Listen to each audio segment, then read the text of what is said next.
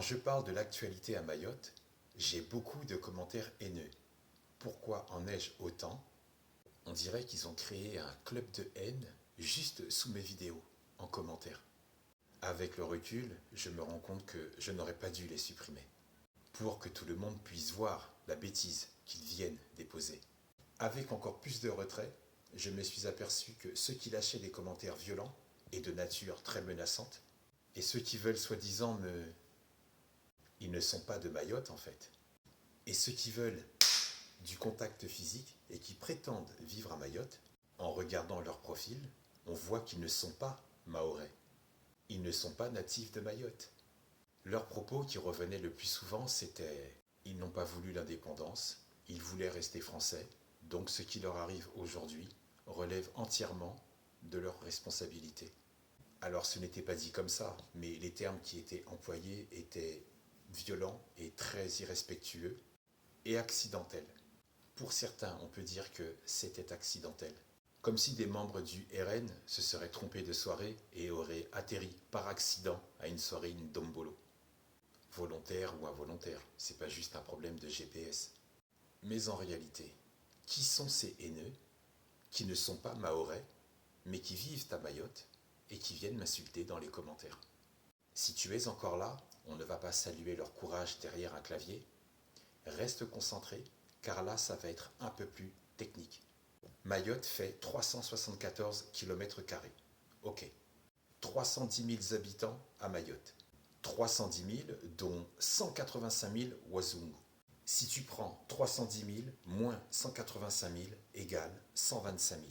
Une différence de 125 000 habitants. Et donc, qu'est-ce qu'on en fait de cette information? Eh bien, tu prends 125 000 multiplié par 100 et divisé par 310 000 égale 40,32. Les 185 000 Wazungu, ça fait donc 40,32%. Ça veut dire 40,32% de métropolitains qui vivent à Mayotte et qui ont le droit de vote.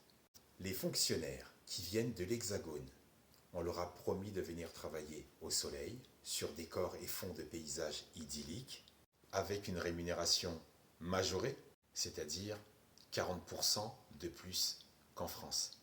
Des droits à congés, retraite supplémentaires, des impôts minorés, de multiples avantages financiers et d'autres en nature, auxquels les locaux, les autochtones, n'ont pas le droit d'en profiter. 40,32% de métropolitains vivent à Mayotte et ont le droit de vote. Dans ces 40,32%, certains ne veulent pas perdre leur sursalaire. Ils ne veulent pas perdre des indemnités d'installation. Ils ne veulent pas perdre une retraite majorée. Cela dit en passant, il s'agit d'une retraite à 20% plus haute que celui des retraités en France. Le dernier Mzungu qui m'a insulté à ce sujet sur les réseaux a éveillé ma curiosité. Voter l'indépendance à Mayotte, ce serait donc perdre tous ses avantages. Un risque de rentrer à poil en France, une main devant, une main derrière. Même si l'arrivée des Comoriens à Mayotte représente un tiers de la population. Le droit de vote étant lié à la nationalité française et d'être inscrit sur les listes électorales, les Comoriens n'influent rien sur les votes et sur le désir que Mayotte reste française. Même si les Mahorais quittent Mayotte, les votes contre l'indépendance sont liés à des populations d'origine métropolitaine dans la France, si je puis dire, d'outre-mer. Populations qui composent une part significative des populations de France coloniale et qui deviennent donc de plus en plus nombreuses que les populations locales à Mayotte, mais aussi dans toutes les autres colonies, cas similaires en Kanaki, Martinique, Guadeloupe, Guyane, La Réunion.